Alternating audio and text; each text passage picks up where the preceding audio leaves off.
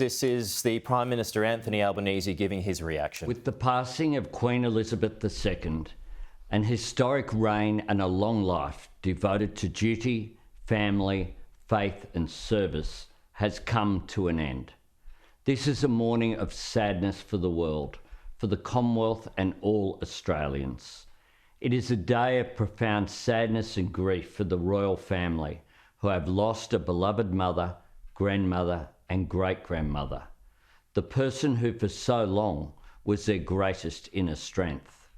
Australian hearts go out to the people of the United Kingdom who mourn today, knowing they will feel they have lost part of what makes their nation whole. It is a time of mourning for the people in Britain, across the Commonwealth, and indeed around the world. There is comfort to be found in Her Majesty's own words. Grief is the price we pay for love. This is a loss we feel deeply in Australia. Queen Elizabeth II is the only reigning monarch most of us have known, and the only one to ever visit Australia. And over the course of a remarkable 7 decades, Her Majesty was a rare and reassuring constant amidst rapid change. Through the noise and turbulence of the years, she embodied and exhibited a timeless decency and an enduring calm. Her Majesty served our nation and the Commonwealth for 70 years. She is the longest reigning monarch in British history and remarkably the second longest reigning monarch of a sovereign state in world history. Her life of faithful service will be remembered for centuries to come. From the moment the young princess became queen, Her Majesty's dedication to duty and service over self were the hallmarks of her reign. Performing her duty with fidelity, integrity and respect for everyone she met. We saw those qualities each time she visited our shores, and she graced us on 16 occasions during her reign, travelling to every state and territory across our vast continent. Her first visit with Philip began on the 3rd of February 1954, just 8 months after her coronation. It was the biggest single event ever organised in Australia, and it remains a defining moment in our nation's history. Some 7 million Australians, or 70% of our population at the time, turned out to catch a glimpse of the young Queen passing by.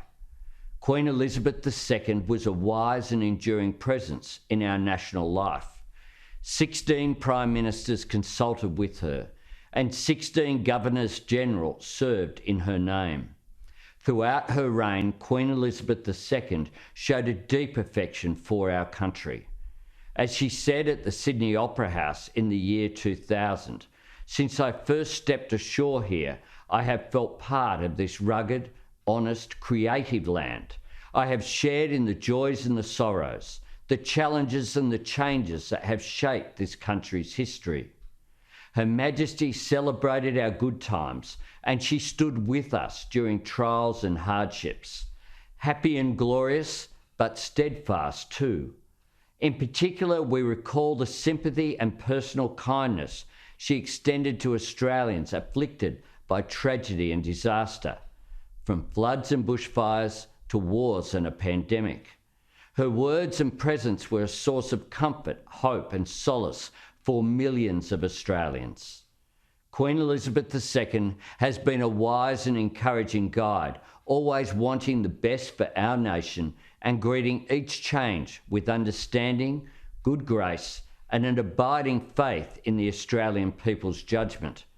From her first trip here, it was clear Her Majesty had a special place in our hearts, and we in hers. In the coming days, the Governor-General and I will be heading to London, where we will meet the King. We will convey the sorrow of Australians, as well as our best wishes to him and the Queen Consort as he takes on his duties as sovereign. Over the next 48 hours, more details will be shared about the arrangements for the Queen's funeral and memorial. Today marks the end of an era, the close of the second Elizabethan age. This time of mourning will pass, but the deep respect and warm regard in which Australians have always held for Her Majesty will never fade. May she rest in eternal peace.